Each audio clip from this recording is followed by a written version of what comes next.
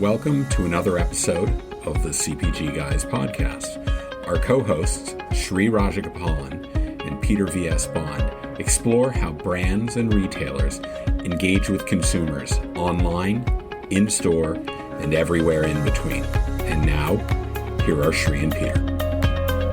Hello, everybody, and welcome to this episode of the CPG Guys podcast. I'm Sri, one of your aforementioned CPG guys, and my co-host is Mr. PVSP, also the VP of Partner Strategy and Development at Fetch Rewards, a mobile loyalty platform, and the man with the golden voice. We recorded this day after Thanksgiving. We're both shared our pleasantries about what we cooked. Peter, how you doing today? You feeling much better? You got a lot of leftovers? What's going on in that household? So Sri, not only a lot of leftovers, I've already ordered all my holiday cards, used as many Black Friday codes as I could, shopped about 4 different card sites until I got the best deal.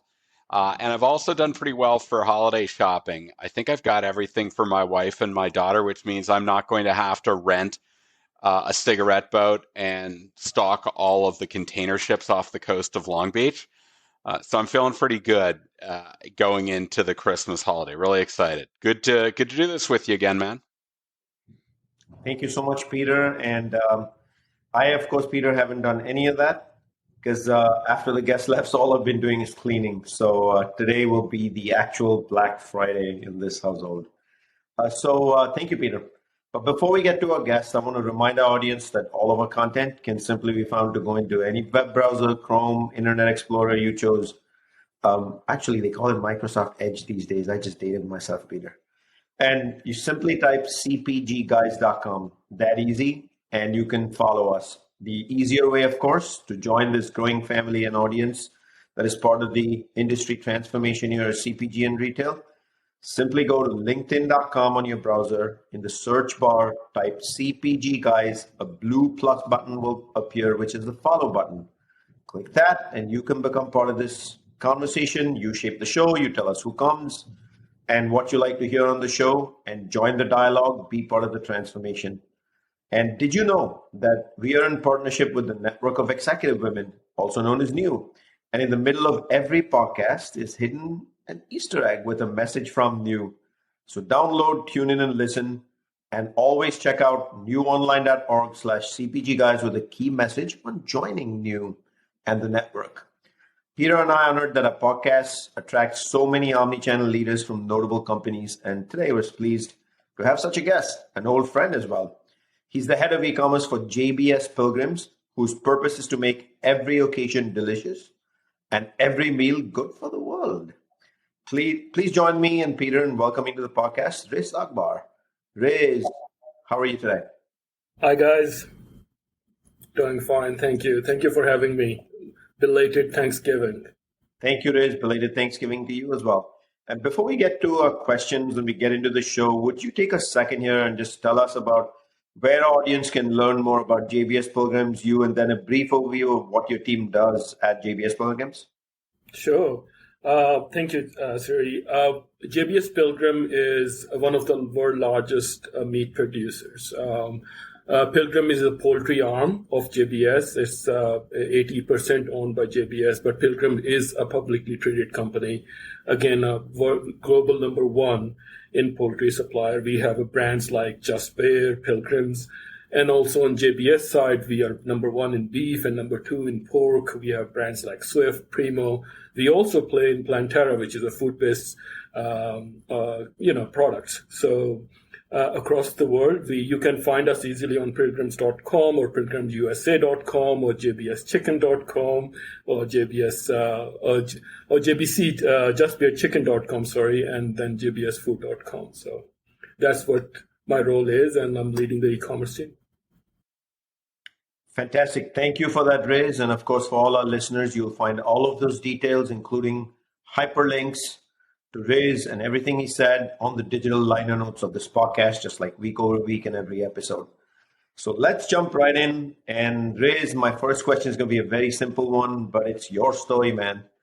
It starts at University of Panjab in Pakistan, and then you became a finance professional. I've known you when you were a finance professional making the transition to e-commerce. So, you're unconventional, somewhat like many people in the e-commerce space coming from a different area. And now you're an e-commerce leader. Decompose this for our audience. Like, how does one go from University of Punjab, gets into finance, spend most of their career there, and then last 5, 7 odd years really become one of our e-commerce leaders in the industry? How did all this change come about? Yeah, it started actually the whole habit of being curious, right, to understand.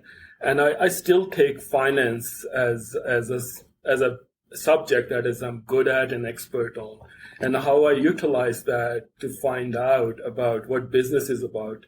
And it gives me an idea of driving business or looking business holistically. And that actually drove everything. And to be honest with you, my biggest break was, Shiri, back in 2010-11 when Mondelez, or back then Kraft, actually asked me to go to Bentonville and work with Walmart, one of their largest retailer at the moment. And Walmart was like curious about e-commerce from day one, but they were not that curious. They were a little bit behind back then. And then that opportunity propelled me to go into global sales. And that's where the whole thing opened up, to your point, 5, 7, 8 years ago, where a global market like UK or China and elsewhere, they're far ahead than US. And I learned the e-commerce impact and the impact of e-commerce on branded business, especially. And that just turned into opportunity at Newell, as you know, they were developing their bottoms up on e-com and analytics. So I utilized my finance and numbers and analytics to actually work on digital shelf and e-commerce. And that became literally like match in heaven type thing, right? So if without analytics and insights, you're not successful on digital shelf. You kind of have to have that mindset. And it was a natural fit, and it worked out really well for me so far. So one thing I want to clarify is, before I hand it over to Peter here for the next one, is you actually spent time down in Bentonville, Arkansas, calling on Walmart in that case as the finance lead for Mondelez. That's pretty cool.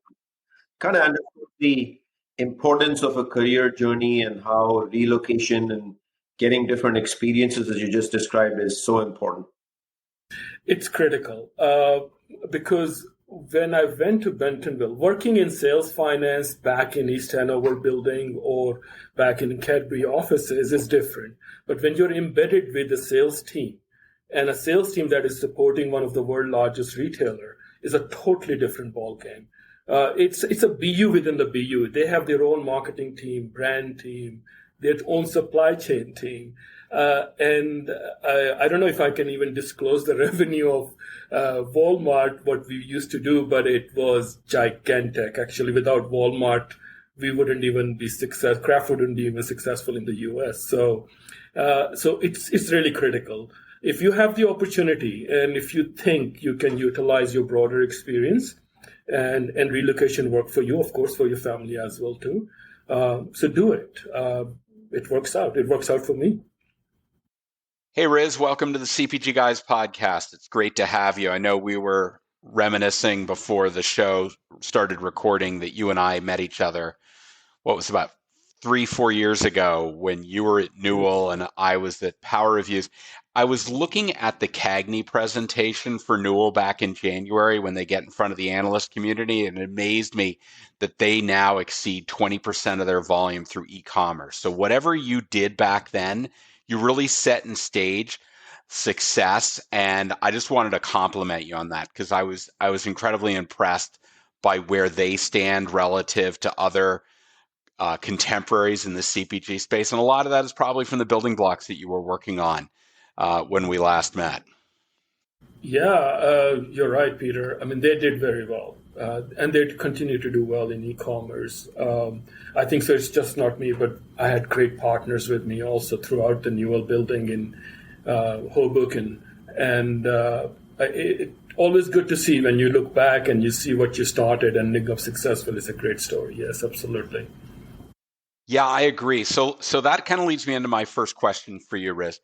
What do you think are the critical components of a successful omnichannel B2B perishable food business? Because that's where you are right now, and that requires a lot more than probably much of our audience understands. So would love for you to go into greater detail. Absolutely. So when we talk about B2B business, it differs from every brand and every category. You mentioned Newell. Newell has a great B2B model, actually. We sell directly into the business. If you go to Office Depot, you will find at home or business everywhere, actually, they have their own model. But when it comes to perishable, when it comes to the products that we sell at Pilgrims, it requires a little bit more diligence. It requires a selling story, why a QSR or FCR wants your product. Just for audience purposes, QSR is quick service restaurant and FCRs are full service restaurants. And then you're working not just with brokers, you're also working with the distributor factors of it, like US Food or GFS or people like that.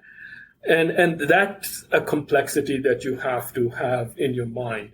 And when consumer is buying something or customer is buying something and they're turning into their consumer product, you have to actually almost teach them exactly the way you teach them about your any other brand. However, you have to be less complex. Your catalog cannot be that, 15 things on it, because that mindset of a restaurant owner is about selling that product, getting into bulk, and then cooking it and just basically putting it in front of their customer. Just keep that always in mind, that what exactly that restaurant owner is going through, and then train your broker accordingly. On top of it, where digital is becoming so important now, and it is fascinating to see that as I'm learning also this industry, that they want their reorder process to be very seamless. So just imagine a consumer, me, you, Shri on this call, looking for a product. We want a seamless journey. We use this word very loosely, right? Seamless. What does it really mean? Means is that our journey has to be seamless. I do not want to be on Pinterest and then get out of that ecosystem, go to Amazon and all this stuff. I want to click and convert.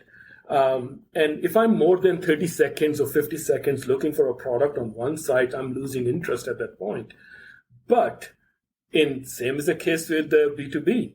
You want that reorder process to be convenient. The more convenient that reorder process is, better you will generate your volume, because they will come for you not more than for chicken, but something else also as well. Just recently, as an example, we partnered with an agency and we came up with a program. The first time we have done this, our Pierce brand, which is one of the highest penetrated brand in the food service world.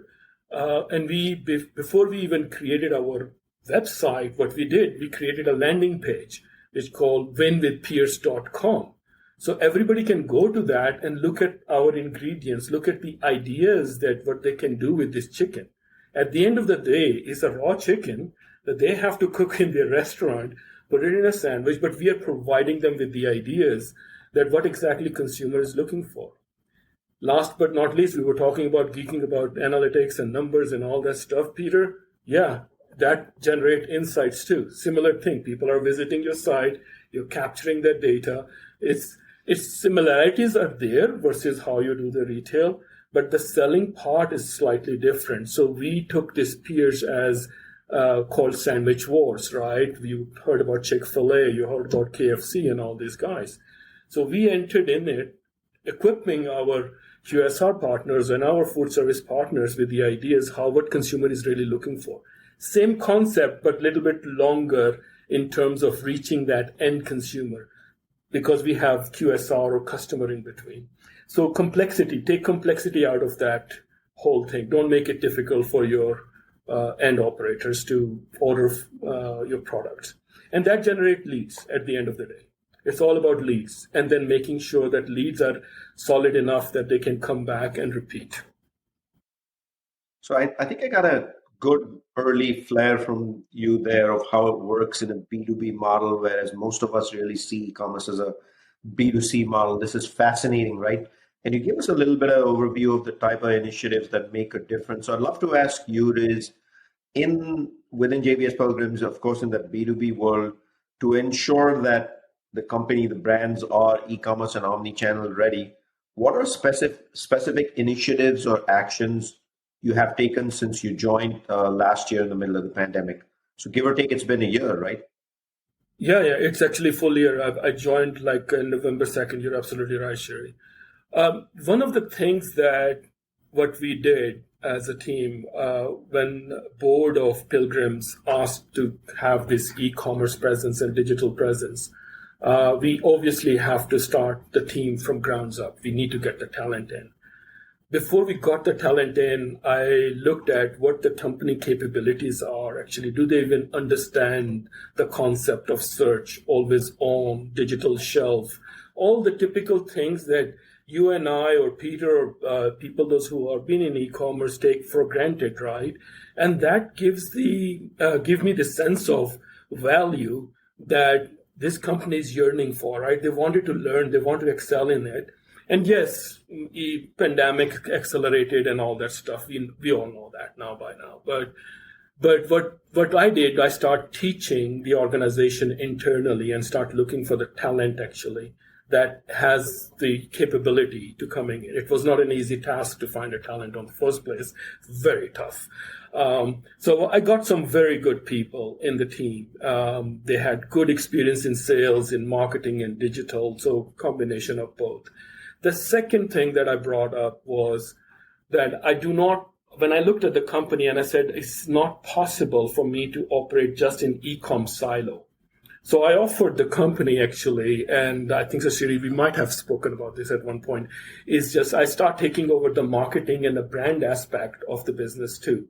So the idea that I sold into the leadership team was bring in the holistic view, right? If you're looking at the funnel, your team has to be designed and your initiative has to be designed to address that, right? So you can't have a marketing and a brand team and then you have a digital team. The brand, the size that we have currently, I don't think so. It works well for the company too, to have that one team and make those decisions quick. We needed quick decisions. We needed quick contents, creative, and go-to-market strategy. If you have 3-4 teams working together and you have smaller brands, it's not possible and you have a greater competition out there. So speed, it becomes critical.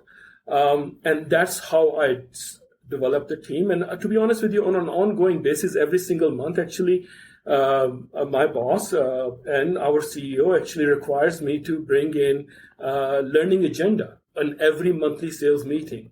So 10 to 15 minutes I spend on learning agenda for almost 1 year now, and it's still not getting old. People still have questions. We still share wins and not so much that we didn't win where. So we learn from our mistakes. We keep on changing what we are doing because we are still in the early stages of our e-commerce and digital shelf development. So it's really exciting. I mean, I'm honestly loving it because it's giving me an opportunity to share my knowledge and transfer that knowledge to the folks that they can use for years to come.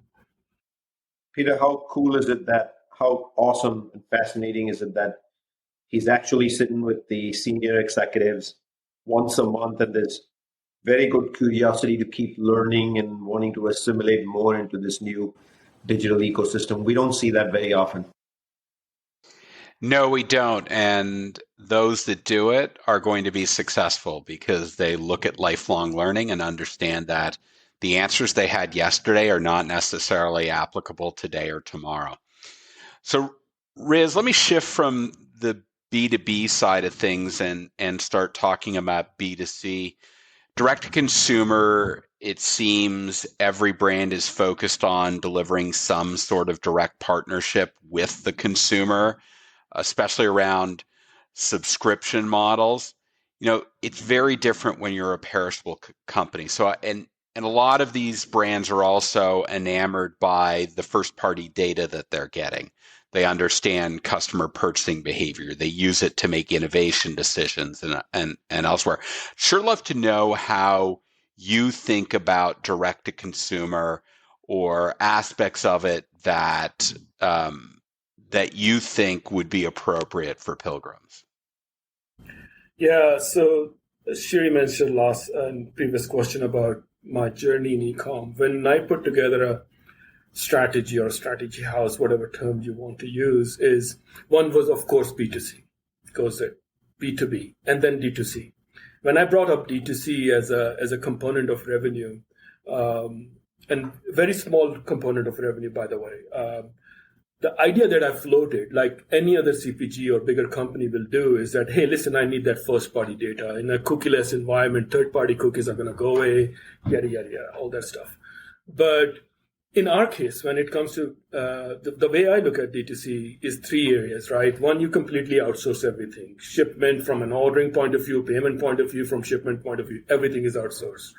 The other extreme model is that you have everything in-house, actually. You take order, you take payments, you generate contents, and that's great. Like Nestle's of the world, probably General Mills may be doing that, and I'm 100% sure Mondelez is doing some of that too. But in our case, what we chose to do is like a little bit of a middle ground, where we are saying where to buy. If you go to justbearchicken.com or pilgrimsusa.com, you will have all the assortment of our products. And you will know actually where we are selling. Yes, we are not nationally available as of yet, but we will be sooner or later. But you can easily find our product. And then where to buy concept gives us actually what's our consumer journey really look like. And that's what I'm going after right now at this very moment. The shipment aspect of shipping perishable products, it's very different than the products that are, have greater shelf life. It has to be packed very clearly and nicely, because consumers hate to see something, especially with food and meat, that when they receive at their doorstep and it is purged or is not frozen, they don't care who shipped it. They care this is just bare. And right away, that is enough for them to walk away from your brand, and you do not want that. In my analysis, actually, I don't know if you guys have noticed or not, if you lose in digital world one consumer, it costs you 30% more to get that consumer back. The lifetime value of that consumer increases substantially. So your content, your product quality, how you ship it, how you pack it, especially in a grocery item, meat, you do not want to take those chances unless you're absolutely 100% clear and you want to take that cost on. Then yeah, you can have direct drop ship. But there are other opportunities, right? I mean, we do partner with our key customer, and we do tell them, hey, listen, you visit our site. We tell them this product is available on Amazon, on Kroger, or Instacart, etc. So we are getting a benefit of first-party data. I'll be very honest with you, not the similar way if we have a full-blown D2C. So that's the strategy so far. It will be obviously generate revenue for us. It does. But it's not going to be one of those things I cannot directly relate to, okay, did they end up adding to cart or not? But we are very comfortable with this approach. Before we continue with this week's episode, a brief message about New. The Network of Executive Women is a growing community of over 14,000 professionals representing nearly 900 organizations across North America. This week, you can attend Courageous Conversation Series Neurodiversity in Corporate America on Thursday, December 9th at 12 p.m. to 1 p.m. Eastern Time, where you will learn what neurodivergent means, how it is showing up in our corporate workplace, and how to support the advancement of neurodiversity in corporate America. Visit newonline.org/events to register. For more information on how to get involved with New, visit newonline.org/CPG guys. And don't forget to tune in to the Advancing All Women podcast on Voice America, hosted by none other than new President and CEO Sarah Alter. Listen every Friday at 7 a.m. Pacific time on the Voice America Empowerment channel, with rebroadcast weekly on the Voice America Influencers channel, and download episodes after they air wherever you get your podcasts. Remember, visit newonline.org/CPG guys to learn more about becoming a member of New. And now back to our episode in progress. Just a reminder for our audience that you are listening to a conversation with Riz Akbar, head of e-commerce for JBS Pilgrims. Riz, I want to go back to talent. You talked about how you had to form a team actually in the middle of a pandemic, or you were alluding to that, right? Can you tell us how that's been and how you sourced people? And these days, it seems that it's so hard to hold on to talent, no matter what the industry may be. And how do you focus on people management and grow your team, giving them the same exposure that you get with leadership? And is it knowledge? Is it revenue that you're focused on? Like, what's the big focus? Knowledge first, I think so. And that is really big for me.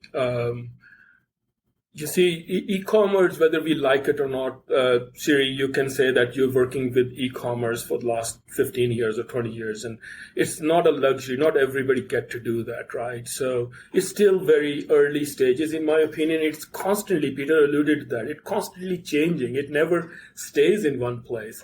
Today, we think this is the best thing ever happened to e-commerce. A week from now, I think so, you will have a podcast on something totally brand new, which will be groundbreaking. Right? So a constant change of knowledge base is very critical. I am transferring that knowledge on a constant basis to my team.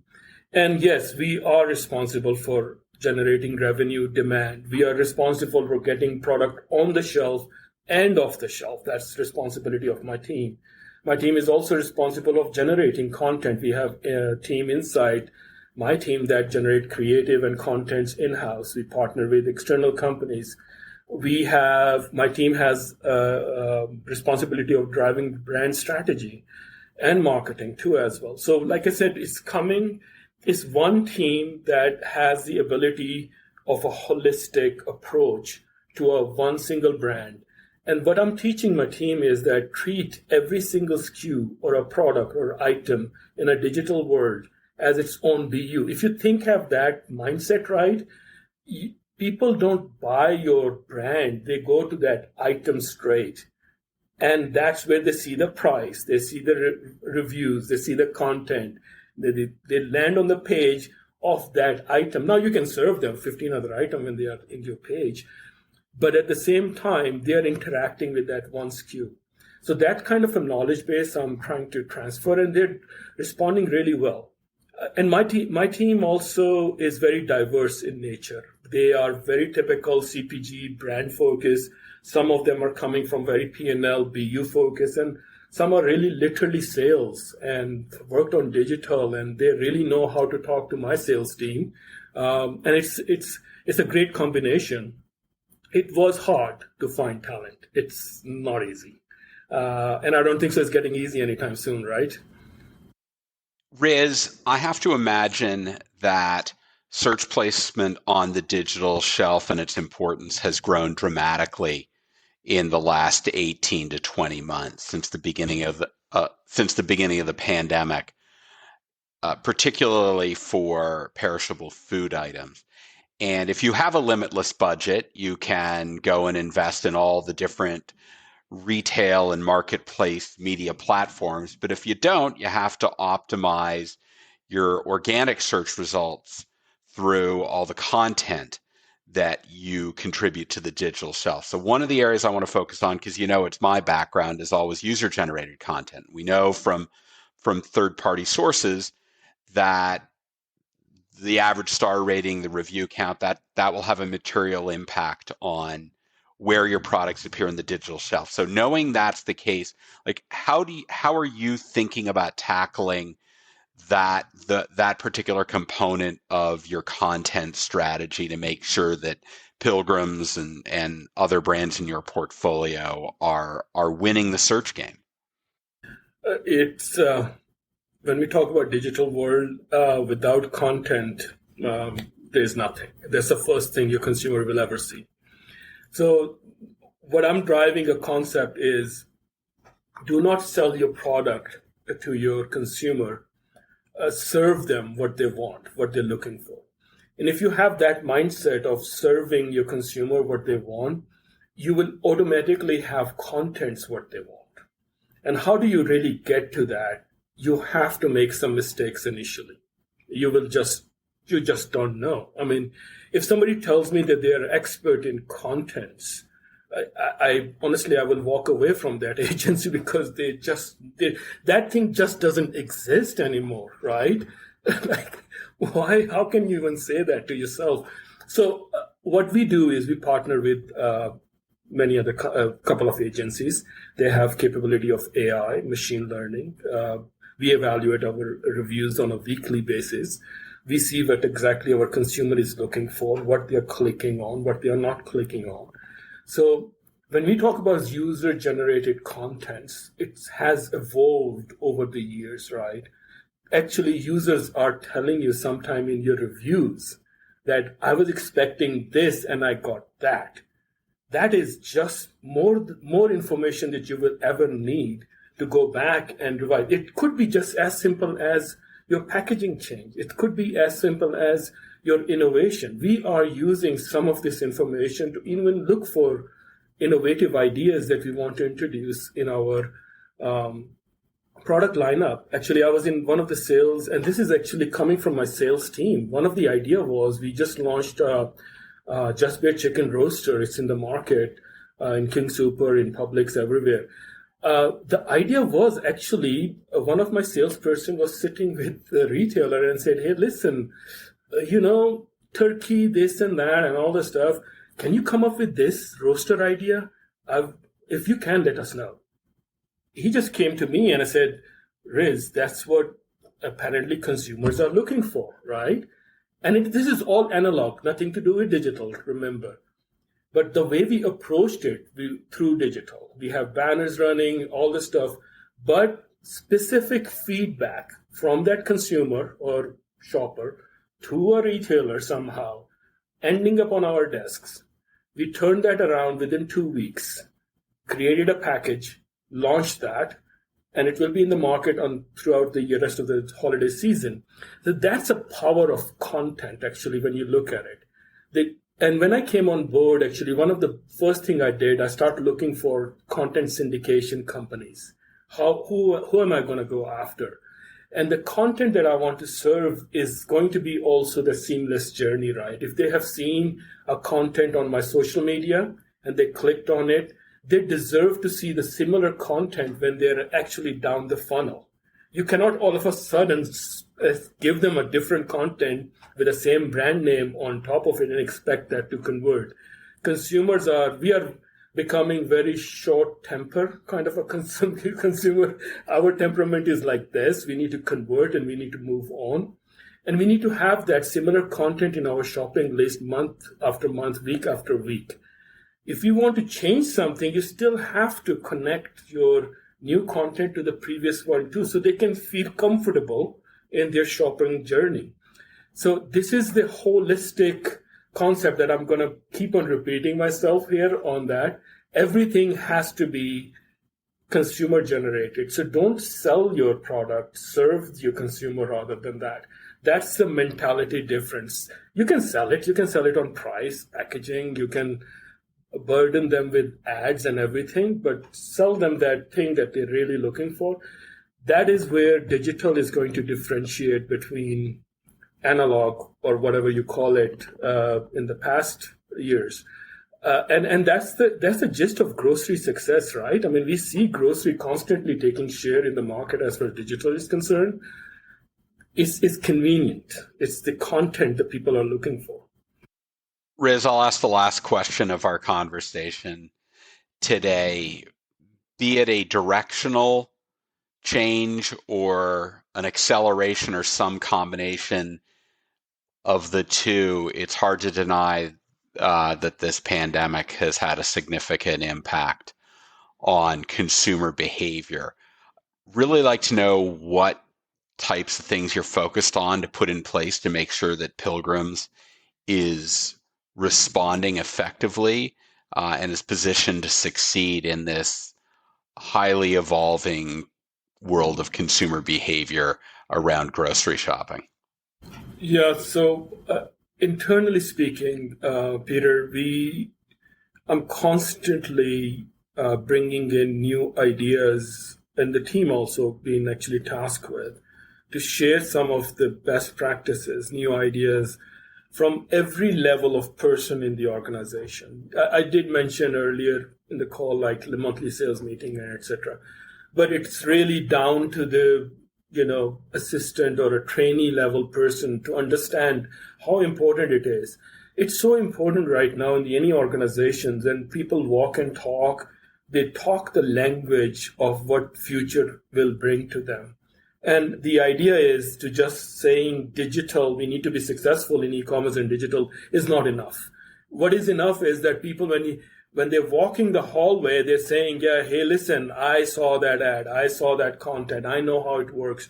So it becomes a normal conversation rather than one-off or rather than specific conversation. So that's one of my goals, is that we all talk the same language. It's not going to happen. We are not going to talk the same language.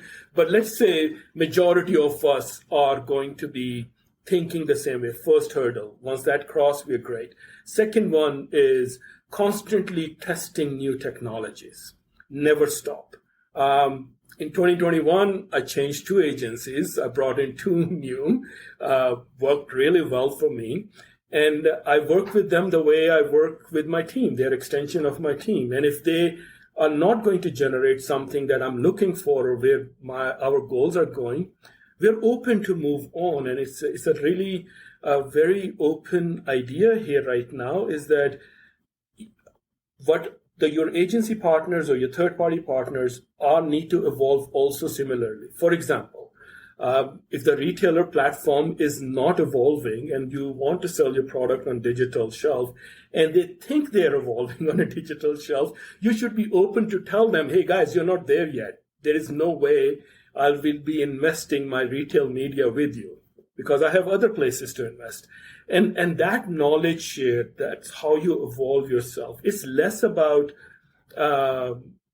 enhancing your internal. It's more about enhancing your internal with external and with your external agency partners too as well. On other side, we constantly enhancing our analytics and digital team. Our analytics and insight is a core of everything that we do digitally, whether it's simple social media to retail media to simple search and running product search. It's all basically depends on analytics. So making sure analytics to the 21st century and then teaching those analytics internally people what exactly it really means, right? So analytics is nothing if you cannot change that into insightful analysis, right? Spoken like a true grounded in finance person, man. At the end of the day, the data is great, but if you can't really pull insights out of it, I would even use the word actionable insights. Then it's great to have spreadsheet and printouts after printouts and can't really do much with it. But wow, I had fun learning a lot from you, Riz. I love your approach and how you're going about knowledge being the passion of really conquering this whole area of digital moving forward versus let's do digital or let's get aggressive with digital and e-commerce, having an actual purpose behind it. So I'll remind all our audience that our content can be found on cpgguys.com. You can join this growing conversation on the transformation of CPG and retail industry by simply going to a browser, typing linkedin.com. In the search bar, type CPG Guys, and you can follow us by hitting the blue plus follow button, the follow button. And Peter and I would love for you to leave us a rating, a review perhaps, and tell us what you think about the show. The other way to do that is go to ratethispodcast.com/CPG Guys. And for those watching this video clip, perhaps, Peter has his number 5. I wonder what that means from a rating perspective. He is the ultimate ratings and reviews guy. Riz, I want to thank you first for sharing your knowledge and wisdom, your lovely approach or how you're going about bringing digital knowledge first before anything else to JBS Pilgrims and to all your partners in the ecosystem. And I loved how you talked about content as well in a pretty deep and meaningful way. But thank you for joining us on the show. Thank you so much, guys. It's a pleasure. Really lovely. Mr. Bond, any thoughts? What I loved Riz talking about, to your point around content, was the fact that your consumers want to talk to you. And the best way to learn about how to improve your product, how to innovate, how to succeed is to just open up your ears and listen to them instead of just trying to blindly create new products. And it seems like Riz has figured that out, and that's why that's why his business is going to be successful. So great conversation. Sri, I love talking, particularly when in this wonderful food and beverage omnichannel space. I love talking with perishable product manufacturers because it's not easy. It's just not easy. And so we learn a lot more from people that are challenged with the big task. So great conversation. As always, thanks for joining me on the journey. This was the Peter Rich show as they talked a lot about UGC and content. I know Peter was really enjoying this thoroughly, and you can see Peter's reaction in those summary comments. Peter, pleasure doing this week over week with you. For all our listeners, thank you for listening into this episode of the CPG Guys. We will be back soon with another episode of the CPG Guys. Thank you.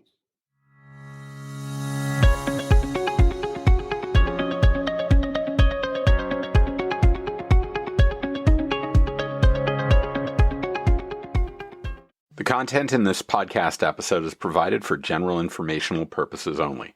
By listening to our episode, you understand that no information contained in this episode should be construed as advice from CPG Guys LLC or the individual author, hosts, or guests, nor is it intended to be a substitute for research on any subject matter. Reference to any specific product or entity does not constitute an endorsement or recommendation by CPG Guys LLC. The views expressed by guests are their own, and their appearance on the program does not imply an endorsement of them or any entity they represent. The views expressed by CPG Guys LLC do not represent the views of their employers or the entity they represent. CPG Guys LLC expressly disclaims any and all liability or responsibility for any direct, indirect, incidental, special, consequential, or other damages arising out of any individual's use of, reference to, or inability to use this podcast or the information we present in this podcast.